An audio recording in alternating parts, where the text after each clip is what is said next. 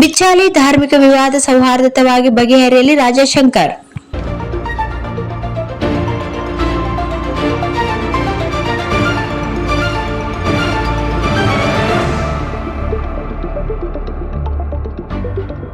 ಬಿಚ್ಚಾಲಿ ಕ್ಯಾಂಪಿನಲ್ಲಿ ನಡೆದಿರುವ ಧಾರ್ಮಿಕ ತಿಕ್ಕಾಟವನ್ನು ಸಮರ್ಥವಾಗಿ ಬಗೆಹರಿಸಿ ಶಾಂತಿ ಸೌಹಾರ್ದತೆಗೆ ನಾಂದಿ ಹಾಡಬೇಕೆಂದು ಗ್ರಾಮಾಂತರ ಶಾಸಕರಾದ ದದ್ದಲ್ ಬಸನಗೌಡ ಅವರಲ್ಲಿ ರಾಯಚೂರು ನಗರದ ಶ್ರೀ ವರಸಿದ್ಧಿ ಆಂಜನೇಯ ಸ್ವಾಮಿ ದೇವಸ್ಥಾನದ ಧರ್ಮದರ್ಶಿಗಳಾದ ಶ್ರೀ ರಾಜಶಂಕರ್ ಎನ್ ಅವರು ಮನವಿ ಮಾಡಿದ್ದಾರೆ. ಏಕೆಂದರೆ ಭಾರತ ಪ್ರಜಾತಂತ್ರ ವ್ಯವಸ್ಥೆಯ ಅಡಿಯಲ್ಲಿದೆ.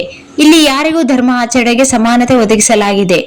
ಚರ್ಚ್ ಸ್ಥಾಪನೆಗೆ ಶಾಸಕರು ಅನುದಾನ ನೀಡಿ ಸಂಪೂರ್ಣ ಸಹಕಾರ ನೀಡಿದಂತೆ ಆಂಜನೇಯ ದೇವಸ್ಥಾನದ ಕಟ್ಟಡ ನಿರ್ಮಾಣಕ್ಕೂ ಮತ್ತು ಮೂರ್ತಿ ಪ್ರತಿಷ್ಠಾಪನೆಗೂ ಅವಕಾಶ ಮತ್ತು ತುಂಬು ಹೃದಯದ ಸಹಕಾರ ಕೊಡಬೇಕು.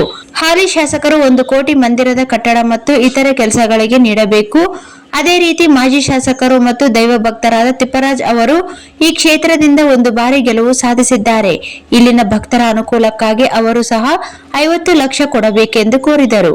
ಭಾರತದ ನೆಲವು ಉನ್ನತ ಸಂಸ್ಕೃತಿ, ಸಮಾನತೆ, ಭ್ರಾತೃತ್ವಕ್ಕೆ ಹೆಸರಾಗಿದೆ. ರಾಯಚೂರು ಜಿಲ್ಲೆಯು ಶಾಂತಿಗೆ ಹೆಸರಾಗಿದೆ. ಇದು ಸಾಧು ಸಂತರು ನಡೆದಾಡಿದ ಪುಣ್ಯಭೂಮಿ. ಇಲ್ಲಿ ನೆಲೆಸಿರುವ ಶಾಂತಿಯನ್ನು ಹೊರಗಡೆ ಜನ ಬಂದು ಕೆಡಿಸದಂತೆ ಪಕ್ಷಾತೀತವಾಗಿ ಶಾಂತಿ ಸಭೆ ನಡೆಸಬೇಕು. ಮಠಾಧೀಶರಿಗೆ, ಪಾದ್ರಿಗಳಿಗೆ ಕರೆಸಬೇಕು.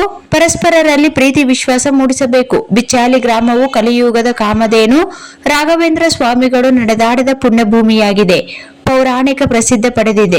ಪುಣ್ಯ ಪುರುಷರು ನಡೆದಾಡಿ ಇಲ್ಲಿ ಎಲ್ಲರಿಗೂ ಶಿಕ್ಷಣ ಸಮಾನತೆ ಸಾರಿದ್ದಾರೆ.